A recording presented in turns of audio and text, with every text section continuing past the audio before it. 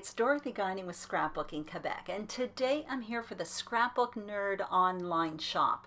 This is video 2 of 3 I'm doing for Stash Busting Weekend. So there are challenges, prizes, process videos, and loads more. And that's all over on the Facebook page Scrapbook Nerd Friends Group. So I'll put a link to that below in case you're curious.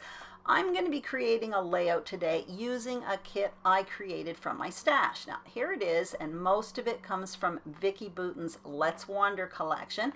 And if you want to see how I put this kit together, I will put a link to that below, because the first video I put out in this little stash busting series, I put this kit together. I also issued you a challenge in that first video, so I'm going to link that up below in case you're curious. And all of these products, most of them anyway, are still available at the Scrapbook Nerd. So I'm going to link that up below as well.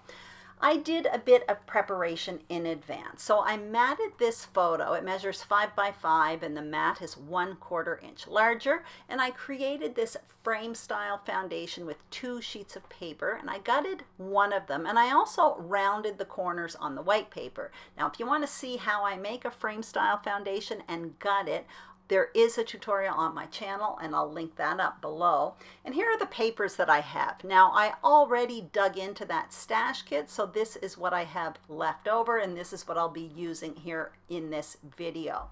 Now, I'm going to speed this up, and what I'm going to do is create a layered photo mat with all of these papers, and all measurements will be on the screen. So while I'm cutting this down, I just want to talk a bit about my approach to scrapbooking when I use stash kits, because it is different than my usual scrapbooking. Typically, when I use a stash kit for me is material that doesn't particularly inspire me, and what I do is I pimp it up a bit and make myself excited about it, which is exactly what I did here with this kit. As much as I love Vicki Boutin, I've used all of her other stuff from Let's Wander, but this is what I have left over, so it simply is the least favorite of the collection for me. That's all. It's just a little bit out of my comfort zone. Anyway, when I use stash kits, meaning material that is, not my favorite, I typically take more creative risks with it, and I scrapbook differently. I do things differently. I take risks. I play a bit more, and that's exactly what I'm doing here. I am layering up all of these different papers. Normally, I wouldn't do that. I'm much more conservative when it comes to scrapbooking. So as you can see, I have all of those different layers, and I'm even adding a piece of vellum behind my photo. I'm having fun here, so there are advantages to using stash. So back to this. Before committing this layered photo mat to my foundation page, I am going to add a bit of ink. So that ink is Soft Sky from Stampin' Up, and I'm applying it with a Picket Fence Studios blending brush. So I'm more or less concentrating it in the top left and the bottom right corners, and that is going to be where I have 2 big embellishment clusters. So these ink foundations, it's going to be like a foundation piece for my embellishment clusters, and it also just adds a little bit of the whiteness. It removes a little bit of the whiteness from the foundation page.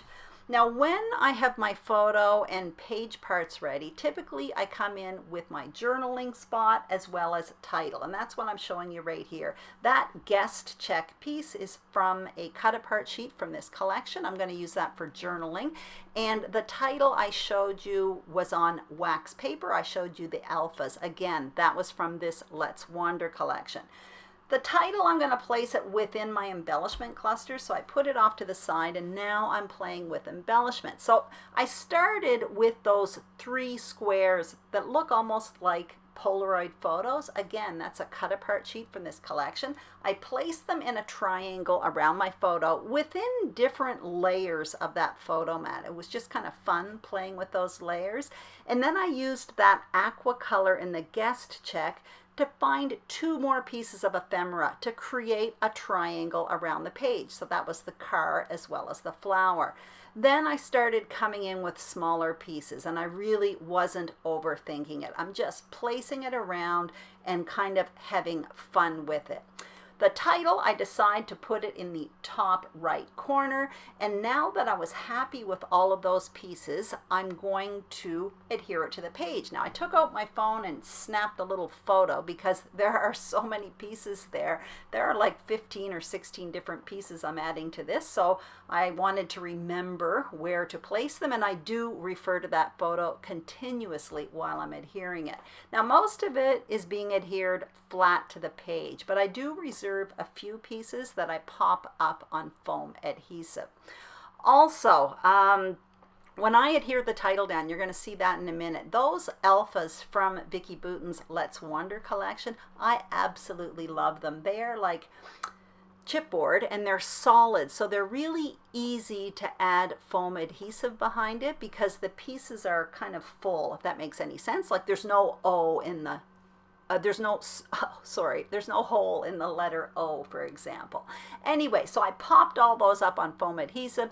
I stopped the camera, continued adding my title, and the flower that you see me adhering, as well as that piece I just adhered that says Small Adventure, I backed that in cardstock so that I could pop those up on foam adhesive as well. Now I'm going through the sticker sheets and just adding a few pieces. So I found 3 pink flowers. I'm putting them around the page on foam adhesive, again, to create a visual triangle. I put a sticker underneath the photo right in front of that card that says I'm gonna eat, with an arrow pointing up to the ice cream cone, and I also put a little tab, that's what you see me doing now, with the word fave food.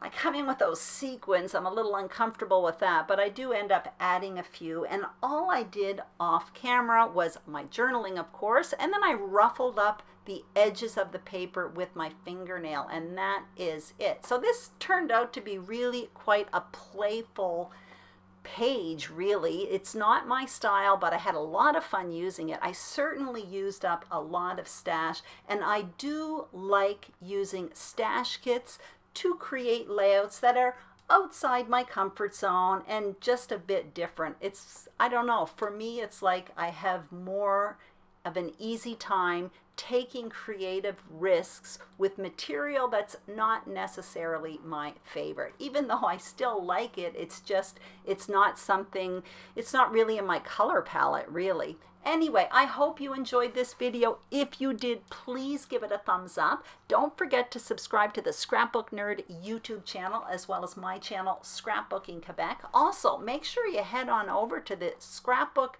Nerd Friends Group Facebook page because there's so much going on over there this weekend. Thanks for watching. Bye-bye.